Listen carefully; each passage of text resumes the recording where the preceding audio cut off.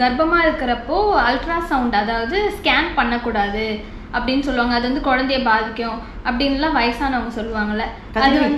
அது வந்து உண்மையா இல்லை, கதிர்வீழ்ச்சி இல்லை, அல்ட்ராசவுண்ட் அதாவது ஸ்கேன் பண்ணுறது குழந்தைய பாதிக்கும்ன்றாங்களே, அது வந்து ஒரு மூட நம்பிக்கைன்னு நினைக்கிறியா அல்ல அது உண்மைதான் நினைக்கிறியா? இல்லை, அது மூட நம்பிக்கை தான். ஏன்னா நான் சொல்ற பாரு, அல்ட்ராசவுண்டுன்றதுல வந்து ரேஸ் வராது.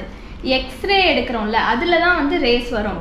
கர்ப்பமா இருக்கும் போது எக்ஸ்ரே எடுக்கக்கூடாது, சிடி எடுக்கக்கூடாது, அந்த மாதிரி தான் சொல்லுவாங்க. அல்ட்ராசவுண்டுன்றது ஸ்கேன் தான். அந்த ஸ்கேன் வந்து ஒரு சவுண்ட் வேவ் தான். அது அந்த சவுண்ட் வேவ் வந்து பாதிக்காது. அந்த அல்ட்ராசவுண்ட் எடுத்தால் தான் குழந்தை நல்லா இருக்கா எப்படி இருக்குது அப்படின்றத வந்து பார்க்க முடியும். இப்போ வந்து அது நார்மலான ப்ரெக்னன்சியாக தான் இருக்கா, இல்லை எக்டோபிக் ப்ரெக்னன்சின்னு சொல்லுவாங்க, அந்த மாதிரி ஏதாவது ரிஸ்க் இருக்கா, இல்லை ஒரு குழந்தை இருக்கா, 2 குழந்தை இருக்கா, குழந்தையில வந்து இந்த தொப்புள் சுற்றிக்குதுன்னு வாங்கல, அந்த மாதிரி ஏதாச்சும் தொப்புள் கொடி சுற்றிக்குதுன்னு வாங்கல, அந்த மாதிரி எதனா சுற்றி இருக்கா அப்படின்றதெல்லாம் வந்து அல்ட்ராசவுண்ட் பண்ணால் தான் பார்க்க முடியும்.